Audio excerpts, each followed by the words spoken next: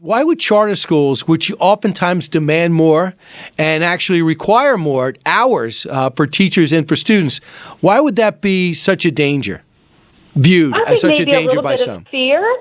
Yeah, I think it's a little bit of fear. I think that we know that the demand for charter schools far outweighs the supply of charter schools. And when a high-quality charter school opens in the neighborhood, parents flock to it, and some of them have long waiting lists. And I think it's fear, it's exposure to the fact that, parents want these other options.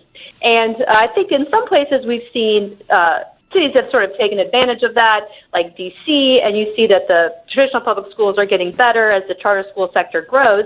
And I think we could be doing a little bit more of that and collaborating. But instead, there's this atmosphere of fear, and it's us against them. And it really shouldn't be us against them. It's all for children, right? So I think it would be better to be a little bit more open towards giving all parents choice and not trying to keep them into the system that they're in. Dr. Susan Pendergrass is with us, Director of Research at the Show Me Institute. So, Doctor, what research have you acquired that shows the effectiveness of school choice?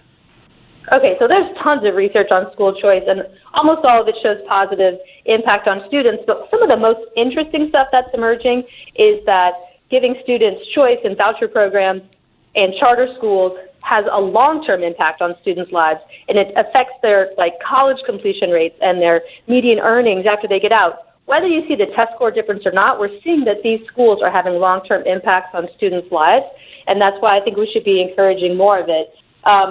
There's plenty of other studies, like on the National Assessment of Educational Progress, charter schools are on this upward trajectory. It's a system that continuously improves itself, and I do think it's a good model for how other public schools could be operating. If the school's not working, it should close.